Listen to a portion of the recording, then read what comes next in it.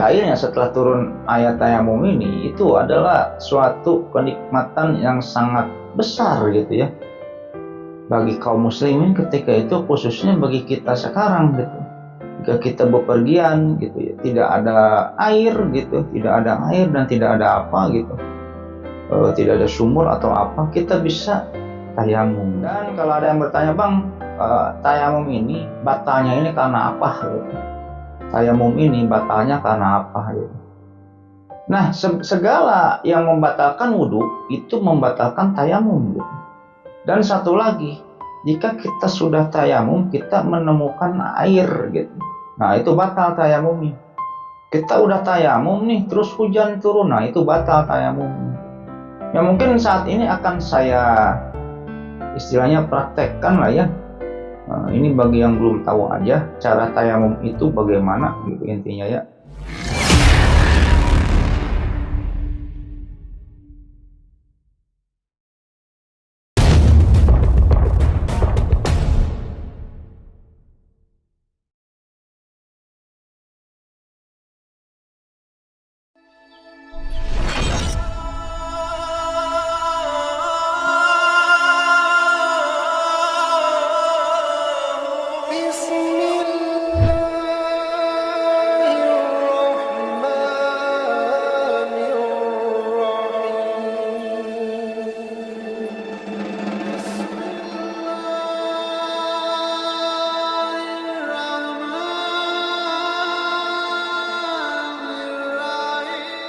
Assalamualaikum warahmatullahi wabarakatuh.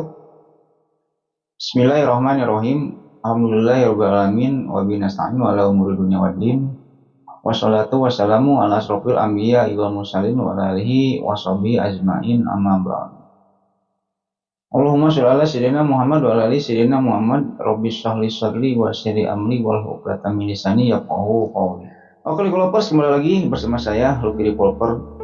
Jadi pada video kali ini kembali saya akan melanjutkan kisah Aisyah ya, kisah Ummul Mukminin Aisyah ini, yang dimana berarti video kali ini part 5 ya. Yang kemarin dari part 1, part 2, part 3, dan part 4 saya sudah bahas tentang kehidupan Aisyah, kebiasaan Aisyah dan lain-lain.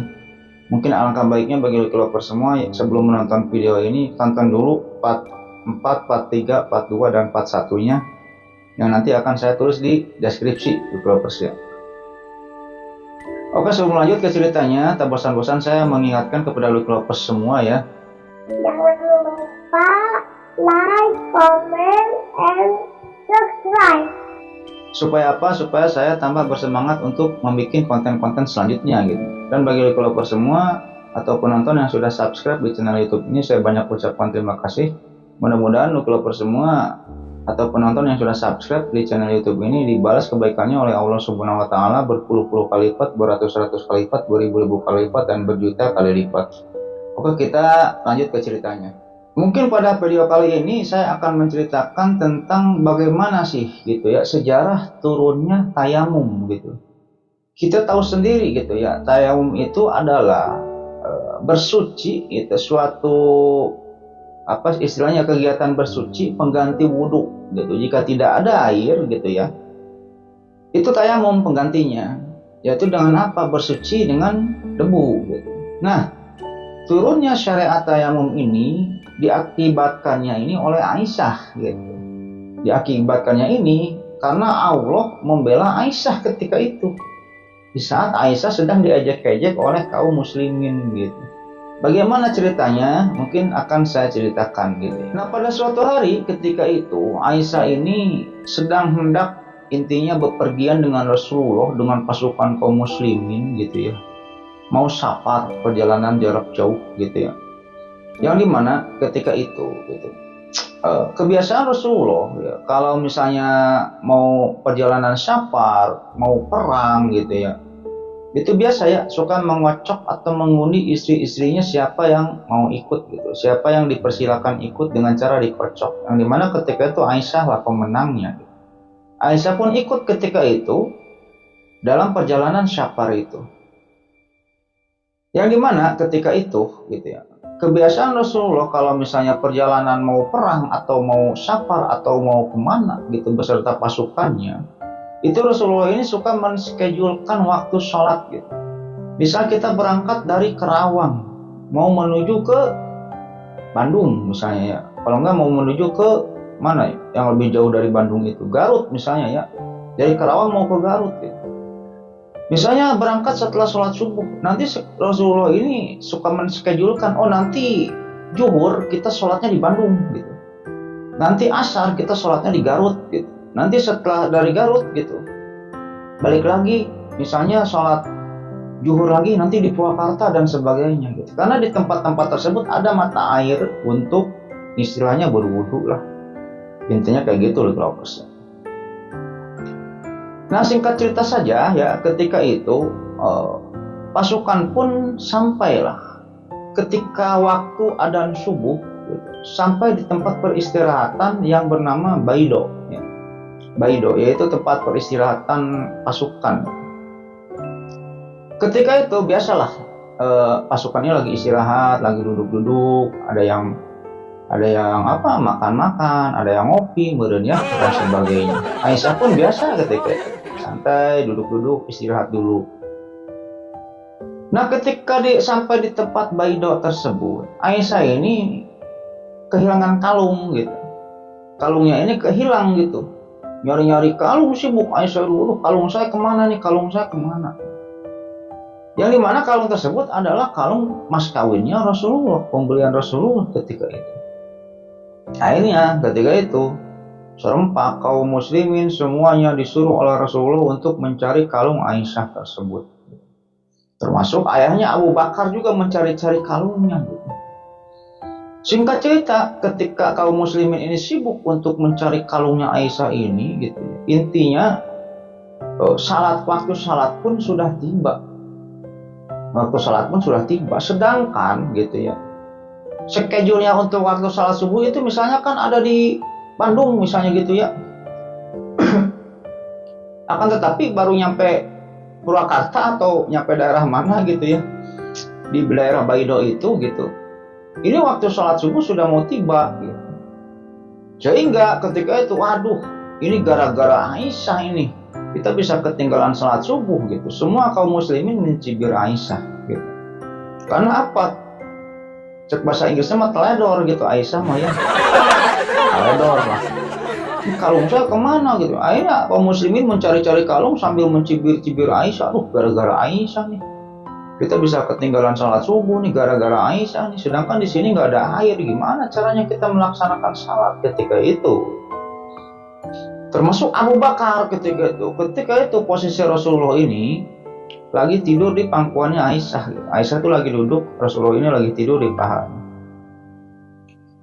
Kaum muslimin semua nyari kalung, termasuk ayahnya. Karena kalungnya gak ketemu gitu, Abu Bakar kesel akhirnya nyamperin Aisyah lah. Akhirnya diriwayat Aisyah ini perutnya ini ditusuk oleh tongkatnya Abu Bakar gitu, saking keselnya Abu Bakar ini ditusuk gitu. Kata Aisyah ketika itu, aduh itu tusukan ayah saya ini sangat sakit sekali gitu.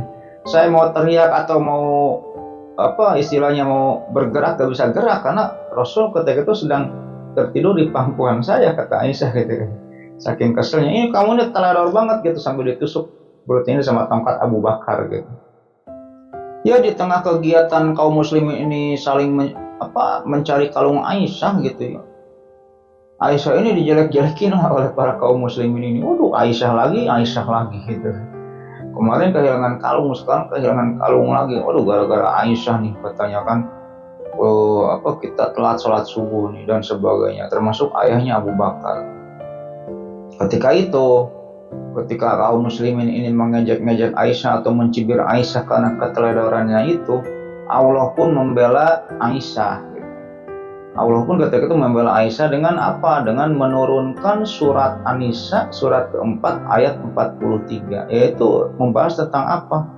Turunnya syariat tayamum gitu loh persis.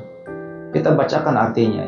Wahai orang-orang yang beriman, janganlah kamu mendekati sholat ketika kamu dalam keadaan mabuk, sampai kamu sadar apa yang kamu ucapkan. Dan janganlah pula kamu hampiri masjid ketika kamu dalam keadaan junub, kecuali sekedar melewati jalan saja. Sebelum kamu mandi junub gitu, sebelum kamu mandi junub. adapun jika kamu sakit atau sedang dalam perjalanan atau sehabis buang air atau kamu sedang telah menyentuh perempuan sedangkan kamu tidak mendapat air, maka bertayamumlah kamu dengan debu yang baik atau suci. Usaplah wajah dan tanganmu gitu ya dengan debu itu. Sungguh Allah Maha Pemaaf, Maha Pengampun.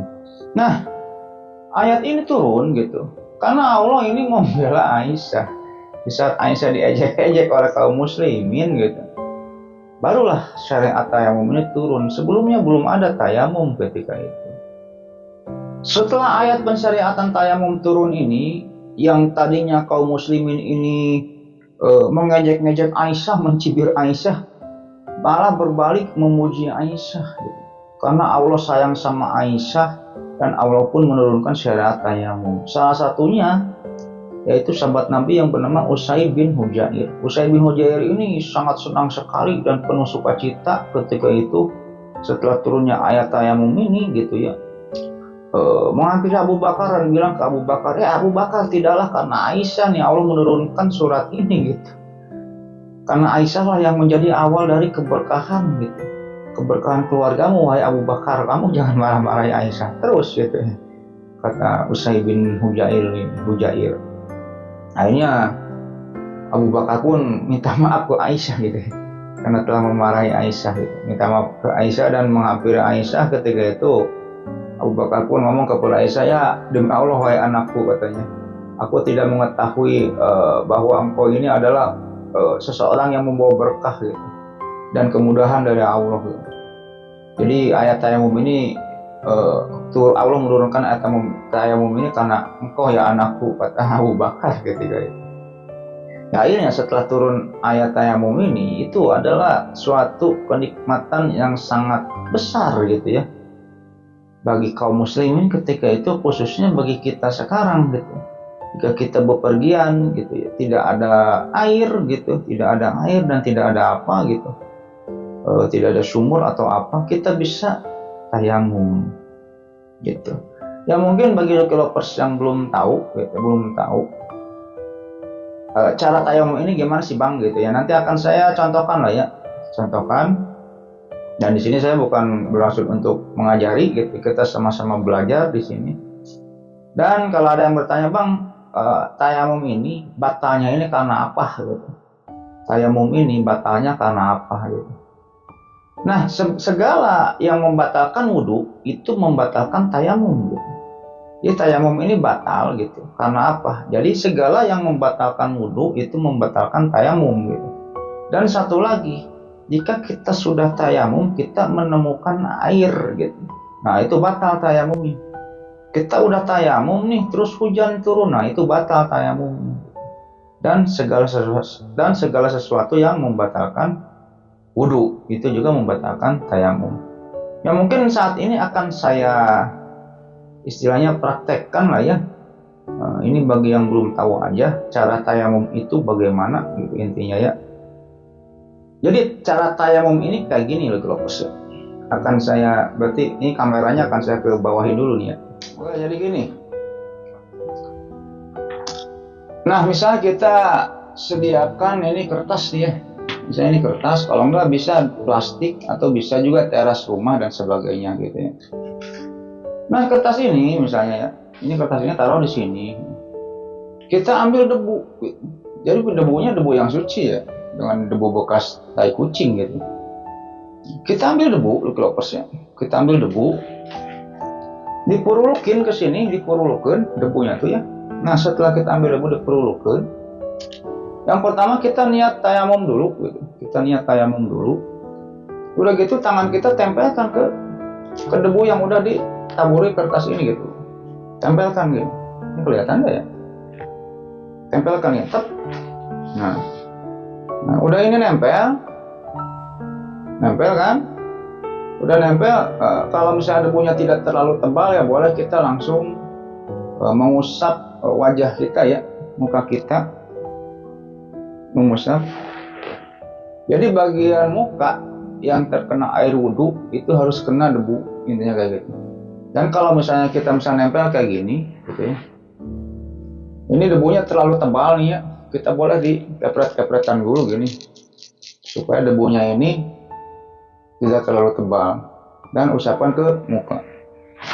Setiap bagian muka yang terkena air wudhu itu harus kena debu tayamum itu. Gitu. Setelah itu, ini kan di kertas ini masih ada tanah ya. Tanahnya mah boleh kita bawa dari rumah, mau misalnya kita mau bepergian jarak jauh, kita bawa tanah dari plastik, pakai plastik, terus bawa kertas gitu kayak gini. Nanti kalau misalnya nggak ada air, tanahnya ini purulukan ke sini ke kertas ini. Gitu. Nah tadi kan muka udah, setelah muka udah, kita tempelkan lagi tangan kita ke sini, dikepet-kepet lagi, terus basuh tangan. Jadi ini cincin gitu ya, cincin. Gelang itu copot-copotin dulu. Kalau kita pakai topi copot-copotin dulu. Ini mah sekedar contoh aja. Nah, sekarang tangan tadi muka udah ya, muka udah. Sekarang tangan kita kepet-kepetin lagi. Nah, telapak tangan yang kanan membasuh tangan kiri gitu. Jadi caranya gini. Dari sini dulu, set. Nah, sampai siku gitu ya. Terus langsung ke sini. Set. Nah, ini kan belum. Yang kiri membasuh yang kanan di sini. Set. Set. Udah. Cuma segitu. Gitu ya. Jadi yang kanan ini yang kiri dari sini nih. Set. Terus ke sini. Set. Yang kiri ngebasuh yang kanan dari sini. Set. Udah, setelah itu kita bisa melakukan sholat. Segampang itulah tayamum itu karena Aisyah. Nah, sekarang Bang, kan di sini masih ada tanah nih misalnya yang masih ada banyak tanah. Tadi kita udah tayamum, sedangkan dalam perjalanan kita ada 10 orang nih, gak ada tanah lagi nih. Tanah yang ini sisa tayamum kita yang tadi ini bisa digunakan lagi nggak? Ini tanah ini bisa digunakan lagi gitu. Tanah ini masih suci gitu. Masih suci, hukumnya enggak najis. Jadi masih bisa digunakan untuk orang 5 orang, 10 orang, 20 orang, 30 orang, 100 orang bahkan. Jadi hukumnya ini enggak najis, bisa digunakan lagi. Intinya kayak gitu. Paham ya Lucky Lovers ya? Nah, jadi itulah Lucky Lovers ya. Intinya tayamum ini turun karena Aisyah, dan tadi saya udah mencontohkan perihal cara tayamum itu sendiri. Gitu ya. Di sini kita sama-sama belajar lah ya. Oke, selanjutnya akan saya bahas tentang perihal kalau di cerita sejarah-sejarah gitu, peristiwa ini dikenal dengan peristiwa tahrim gitu, atau pengharaman.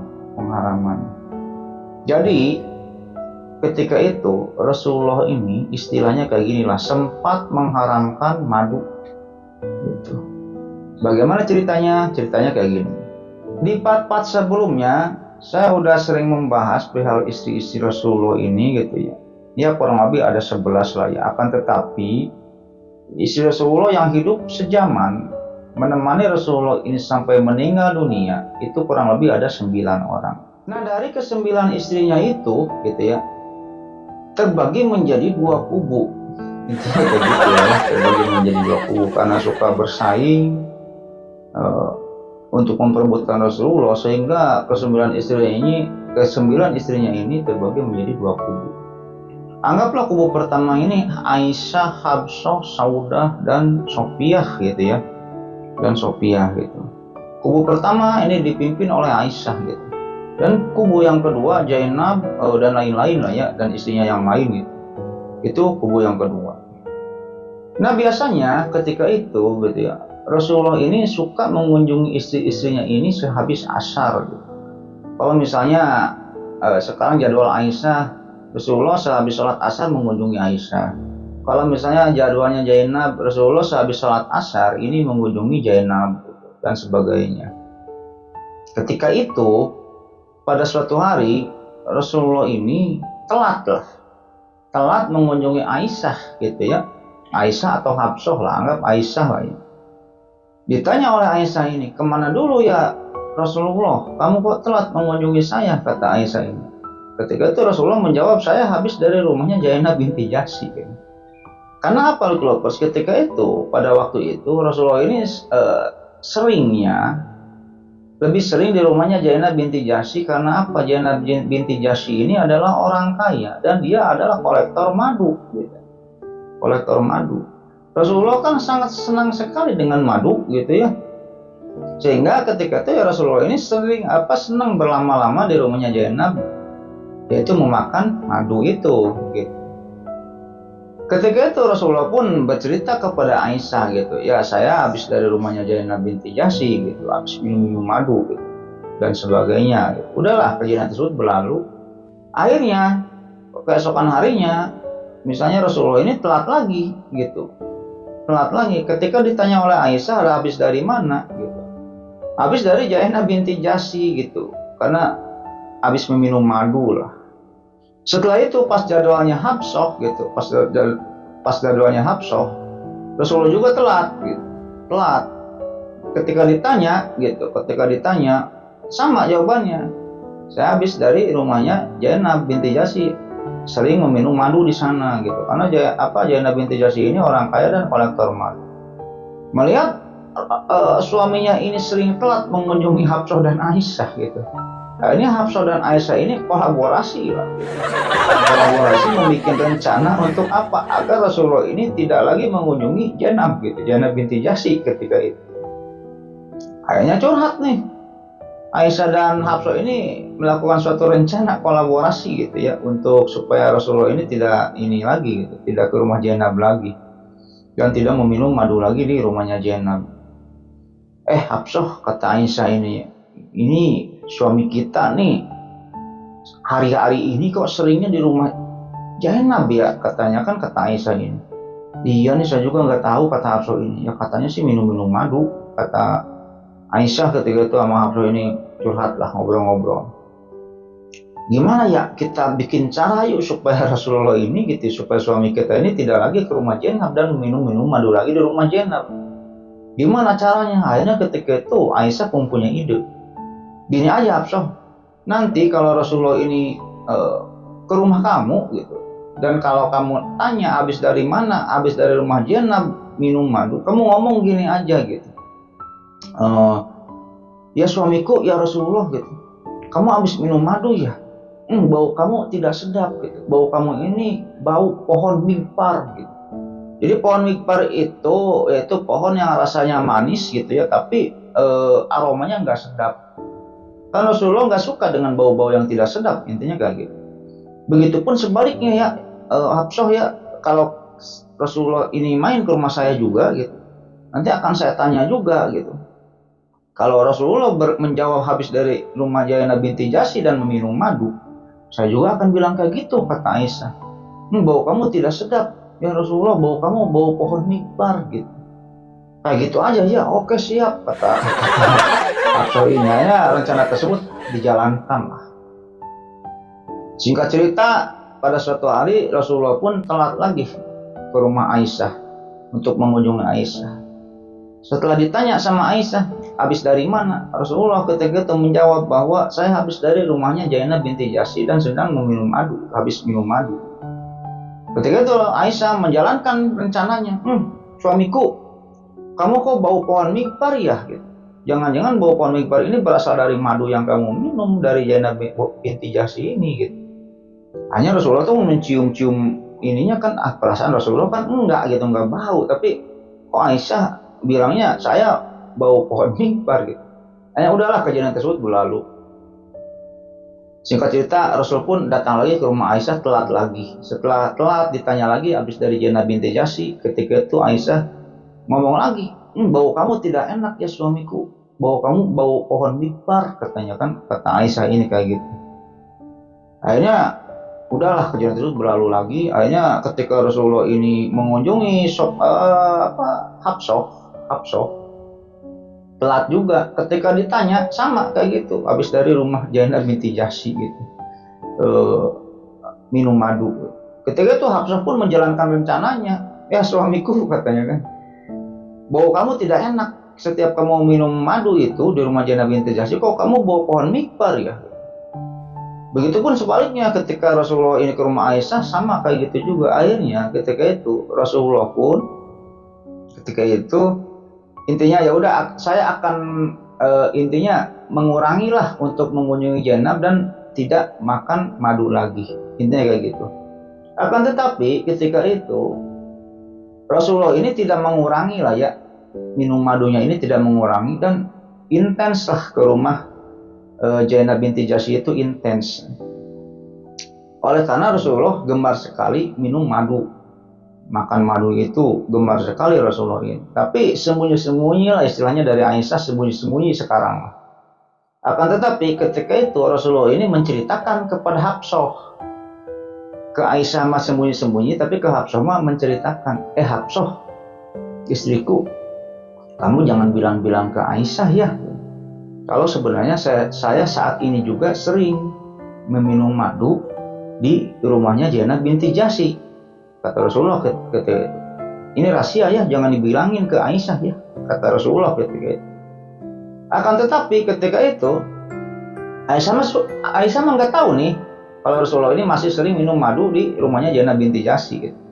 Nah, ketika itu rahasia tersebut diceritakan oleh Hafsah kepada Aisyah gitu. Kan Rasul mah berpesan bahwa jangan dibilangin ke Aisyah, ini rahasia, kata Rasul ke Hafsah. Akan tetapi kan Hafsah sama Aisyah ini CS gitu ya. Rahasia Rasul ini diceritakan kepada Aisyah. Aisyah mau tahu nggak katanya? Suami kita sebenarnya saat ini juga masih sering loh mengunjungi Zainab binti Jahsy dan meminum madu di sana. Oh, pantasan masih telat katanya kan, kata Aisyah ini. Pantasan masih telat mengunjungi rumah saya gitu. Akhirnya ketika Rasulullah datang gitu ya, ditegur lagi sama Aisyah. Ya suamiku, kamu masih suka minum madu ya di Zainab binti Jahsy ya. Kamu intinya apa, bau kamu kayak pohon mikbar. Udahlah, jangan minum madu lagi. Kata Aisyah ketika itu, baunya nggak enak. Kata Aisyah, padahal kan cuma bohongan Aisyah ngomong kayak gitu mah ya, supaya Rasul ini tidak mengunjungi Zainab binti Jahsy lagi. Akhirnya ketika itu karena Rasulullah ini sadar bahwa Aisyah ini tidak suka, intinya tidak suka Rasulullah ini mengunjungi Zainab binti Jahsy dan minum madu di sana gitu ya. Dan untuk menyenangkan hati Aisyah sebenarnya ketika itu ya, untuk menyenangkan hati Aisyah, Rasulullah ini bersumpah lah, istilahnya kayak gitu. Rasulullah ini bersumpah dan berkata bahwa ya udah Aisyah, aku bersumpah tidak akan meminum madu lagi. Kayak gitu ceritanya. Aisyah pun senang ketika Rasulullah bersumpah tidak akan meminum madu lagi. Aisyah pun senang ketika itu. Akan tetapi gitu, karena sumpah ini diucapkan oleh seorang nabi dan rasul gitu, Allah pun intinya menegur Rasulullah ini di surat At-Tahrim, surat 66 ayat 1 dan 2 gitu. Kita bacakan artinya ya. Wahai Nabi, mengapa engkau mengharamkan apa yang dihalalkan Allah bagimu? Engkau ingin menyenangkan hati istri-istrimu, dan Allah Maha Pengampun, Maha Penyayang.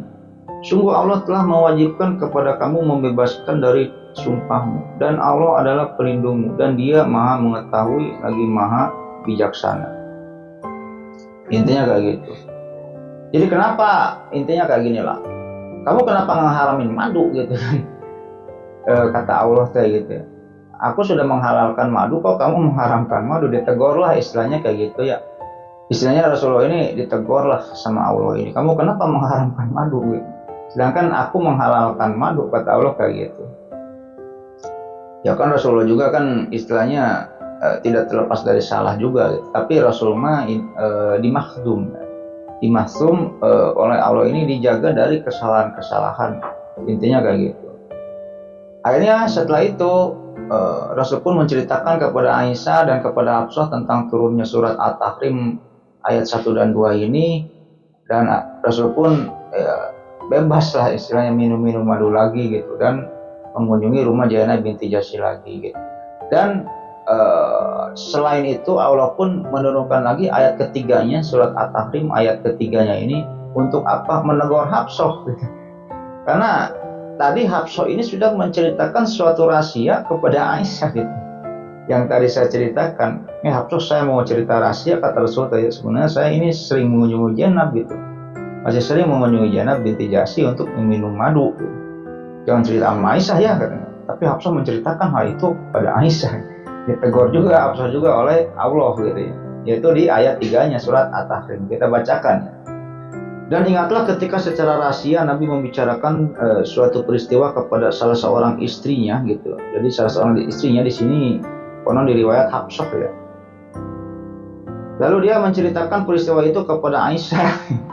Dan Allah memberitahukan peristiwa itu kepada Nabi. Lalu Nabi memberitahukan kepada Hafsah sebagian dan menyembunyikan sebagian yang lain. Maka ketika Nabi memberitahukan pembicaraan itu kepadanya, bertanyalah istrinya itu, siapa yang telah memberitahukan hal ini kepadamu? Nabi menjawab, yang memberitahukan kepadaku adalah Allah yang Maha Mengetahui lagi Maha Teliti. Oke, developers, sekarang saya akan menceritakan tentang kalau di istilah sejarah mah ada dinamakan tentang takhir, peristiwa takhir atau pilihan, peristiwa takhir atau pilihan. Yang dimana peristiwa takhir atau pilihan ini gitu ya, Allah menurunkan suatu surat dikhususkan untuk semua istri-istri Nabi gitu ya, suruh milih harta atau Rasul gitu ya, milih harta atau suaminya atau Nabi gitu. Karena apa? Kasarnya mah ketika itu gitu ya, semua istri-istri Nabi termasuk Aisyah ini mintain mulu duit lah, mintain mulu tambahan harta, mintain mulu tambahan emas gitu, tambahan nafkah kepada Rasulullah gitu. Intinya kayak gitu. Bagaimana ceritanya? Nah, mungkin akan saya ceritakan. Ceritanya itu kayak gini. Peristiwa ini terjadi setelah Rasulullah ini berhasil, ya Rasulullah dan kaum muslimin khususnya gitu, berhasil menaklukkan benteng Khaybar. Benteng Khaybar itu adalah benteng persembunyian Yahudi terakhir ketika itu. Yang dimana ketika itu setelah perang Khandaq kalau nggak salah ya, setelah perang Khandaq kan orang Yahudi berkhianat. Jadi perang Khandaq itu perang parit gitu ya, perang Ahzab, karena berbagai suku ketika itu kan di parit mah cuma depannya aja gitu, di belakang itu enggak diparit gitu. Sama di pinggir itu nggak diparit karena ada benteng Yahudi di sana gitu. Ada benteng Yahudi di Madinah itu. Nah, orang Yahudi berkhianat ketika itu. Orang Yahudi ini berkhianat mau memasukkan gitu kelompok kafir Quraisy ini untuk jalan melalui benteng gitu. Karena melalui parit ini kan nggak bisa loncatin parit. Ada yang berkhianat. Singkat cerita saja, perang Khandaq ini atau perang Ahzab ini dimenangkan gitu oleh kaum muslimin. Sebenarnya tidak terjadi pertempuran sih ketika itu. Allah menurunkan badai yang sangat lebat, badai hujan badai, angin gitu. Kalabur sorangan lah gitu ya. Si orang-orang kafir Quraisy ini kabur sendiri. Gak terjadi perang sih sebenarnya. Akhirnya Allah menceritakan lah, ini di kaum Yahudi ada pengkhianat kata Allah ini. Akhirnya singkat cerita, semua umat Yahudi ini diusir. Kaum Yahudi ini diusir dari Madinah gitu. Yang tadinya Yahudi ini berkumpul di Madinah, sebenarnya umat Yahudi berkumpul di Madinah ini untuk menunggu Rasulullah gitu. Bentar lagi bakal ada nabi baru nih, kumpul semua umat Yahudi ini di Madinah. Tapi setelah Rasulullah datang ke Madinah, mereka tidak beriman. Nah itulah, kita jangan seperti umat Yahudi gitu ya gitu. Kan ada para ulama juga mengatakan bahwa sebenarnya orang-orang Yahudi ini lebih mengetahui Nabi Muhammad ini adalah Nabi daripada anaknya sendiri gitu. Lebih kenal lah, karena ada di kitab-kitab mereka. Tapi setelah Nabi Muhammad muncul, mereka nggak beriman. Oke, singkat saja setelah itu diusirlah umat Yahudi ini dari Madinah ini. Pergi kemana? Ke Khaybar. Di sana banyak benteng-benteng Yahudi. Nanti mungkin akan saya ceritakan lah ya, perihal ini gitu di sejarah Islam ya, dipelajari sejarah Islam nanti. Ini hanya singkat saja. Nah setelah mereka ini sampai di benteng Khaybar gitu, mereka ini intinya merencanakan sih, sebenarnya merencanakan untuk menyerang balik umat Islam gitu. Karena Rasul mata-matanya Jibril gitu ya. Sebelum mereka menyerang, sama Rasul diserang duluan.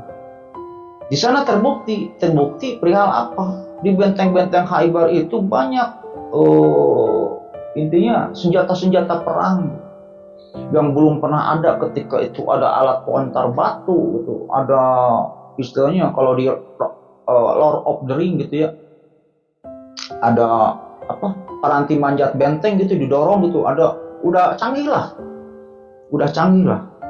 ada alat-alat perang yang canggih ketika itu gitu. Nah, di sana dipersiapkan untuk sebenarnya untuk menyerang kaum muslimin di Madinah karena sakit hati ketika itu. Karena Rasul ini punya mata-mata, punya intelijennya malaikat Jibril. Sebelum Yahudi ini nyerang Madinah, diserang duluan oleh Rasul. Singkat cerita, benteng Khaybar terkalahkan. Yang dimana anaknya Raja Yahudi Huyai itu masuk Islam, yaitu siapa? Sophia. Istri Rasul ini Sophia binti Huyai.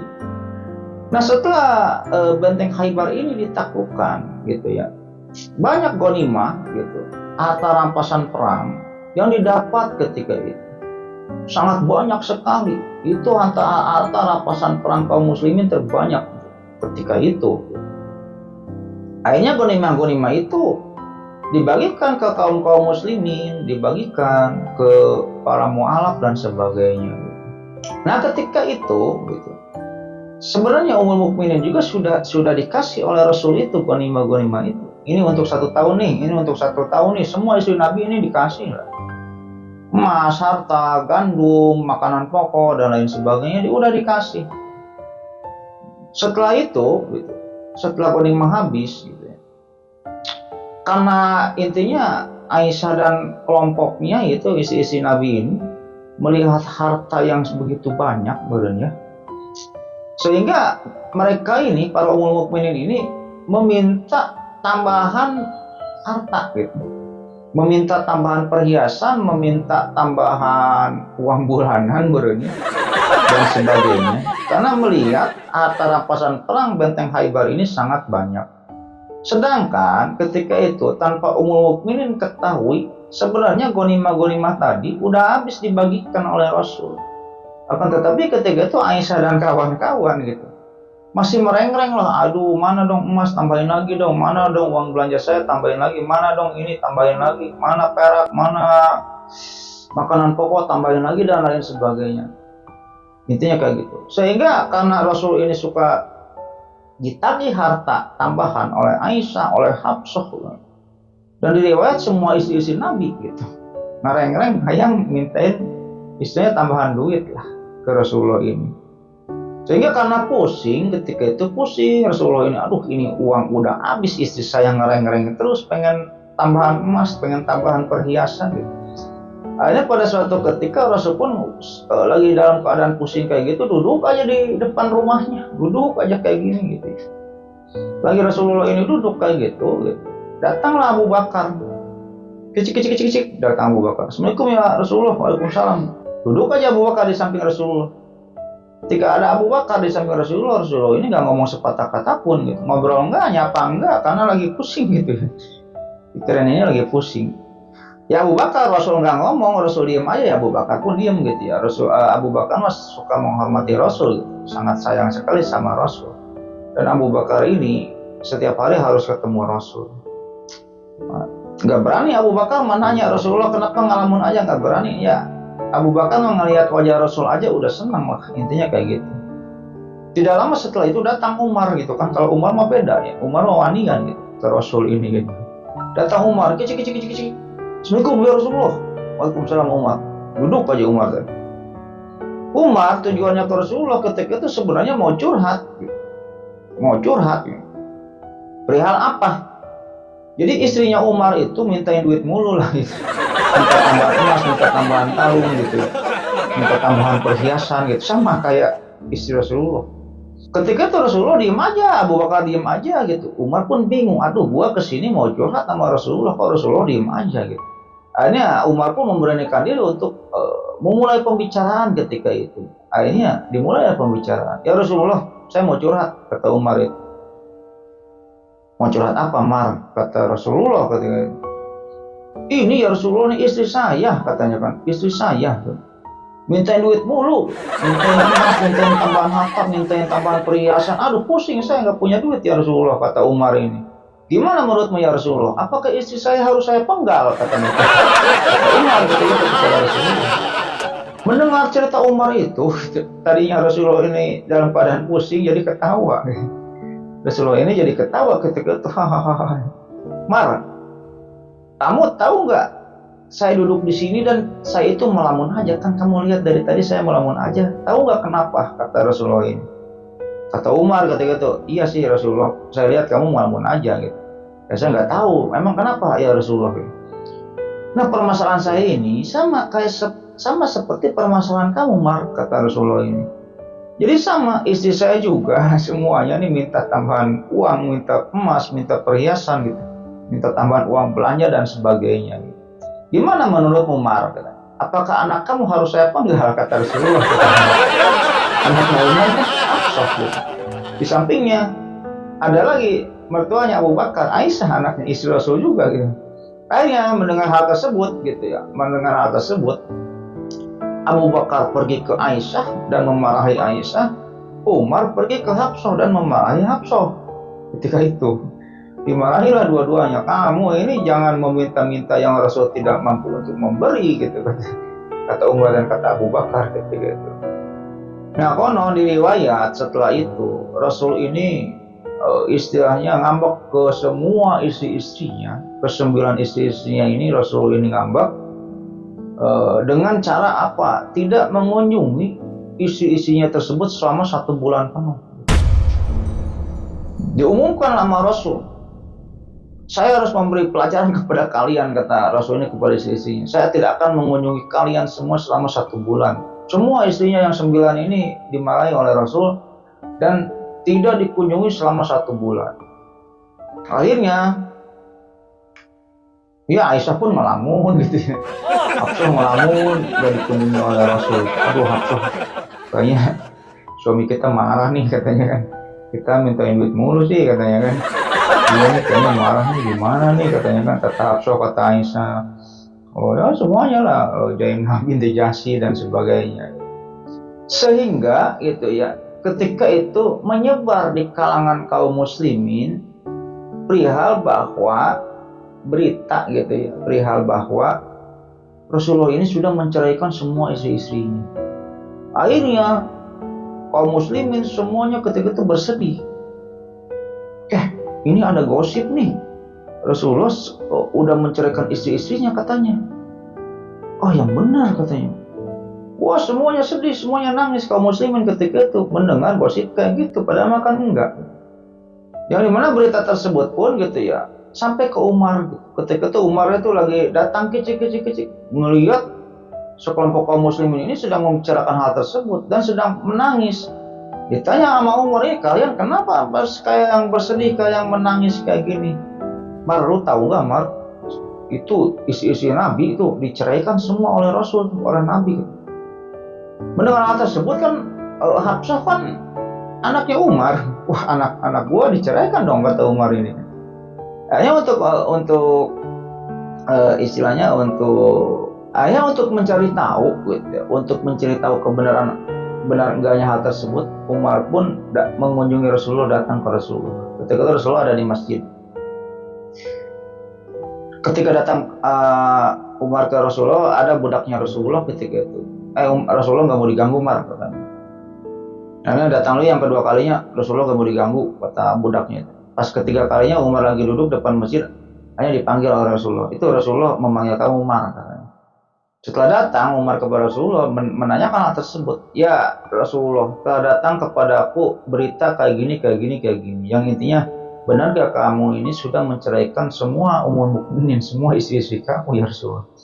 Kata Rasulullah, enggak. Saya enggak menceraikan istri-istri saya. Saya cuma memberikan pelajaran kepada istri-istri saya. Karena istri saya ini mintain duit mulu gitu, intinya mintain tambahan perhiasan, mintain tambahan uang belanja, mintain tambah nafkah dan sebagainya. Saya cuman tidak mengunjungi istri saya ini semuanya selama 1 bulan penuh. 1 bulan intinya kayak gitu.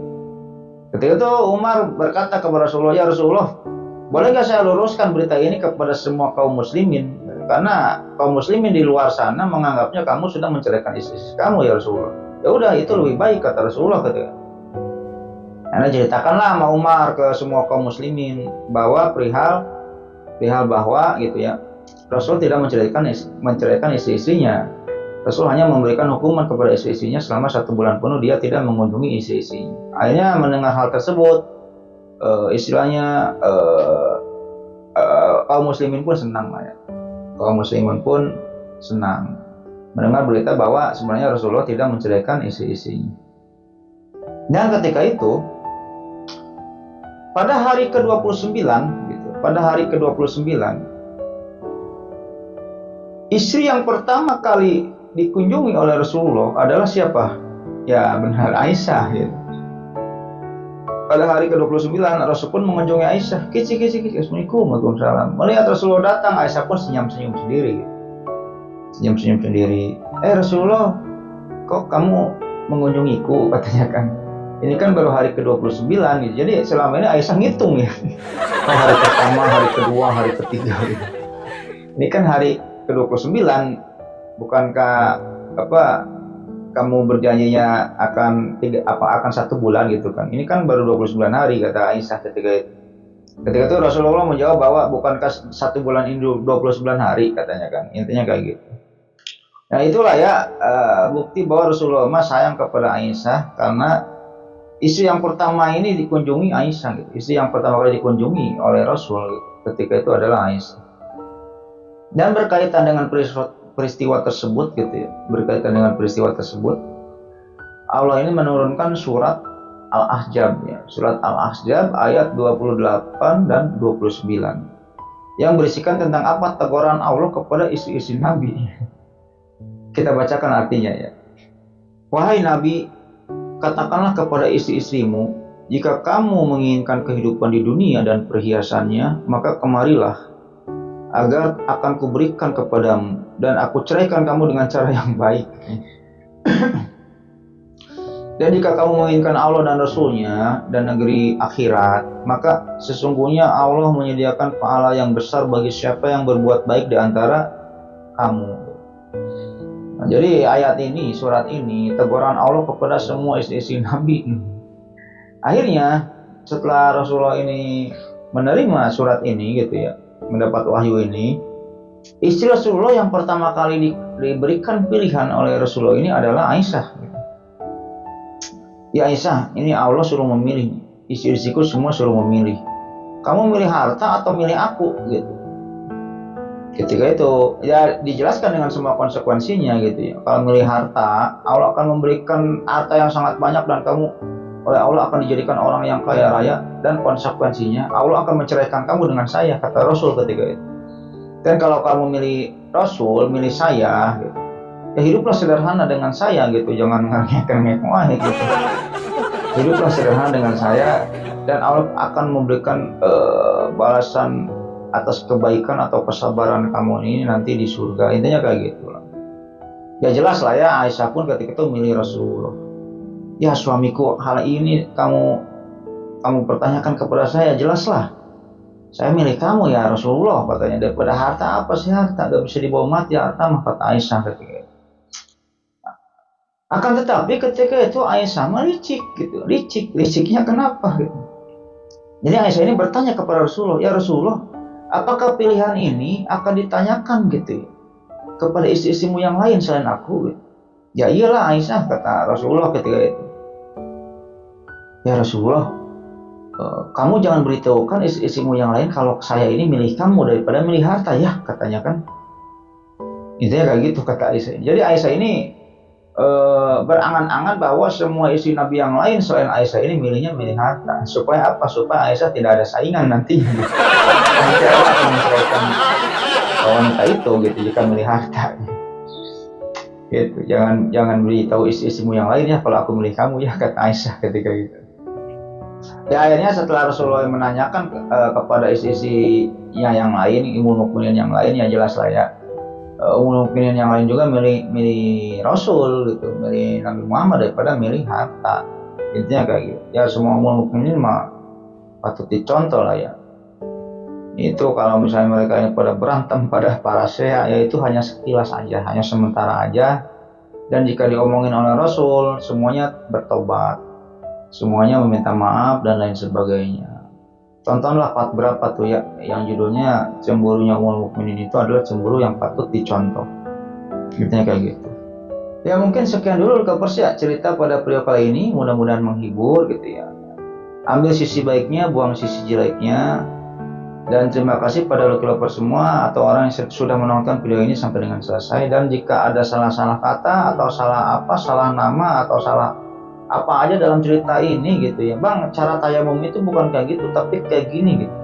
Bang, tayamum itu kayak gini. Bang, cerita yang kayak gini salah, ceritanya ini maksudnya ini gitu. Ya mungkin itu hanya kesalahan saya pribadi gitu ya, dan saya tidak sengaja untuk melakukan kesalahan tersebut gitu. Dan sebelum videonya saya tutup gitu ya, tak bosan-bosan saya mengingatkan kepada Lekapers semua, jangan lupa like, comment, and subscribe. supaya apa? Supaya saya tambah bersemangat untuk membuat konten-konten selanjutnya gitu.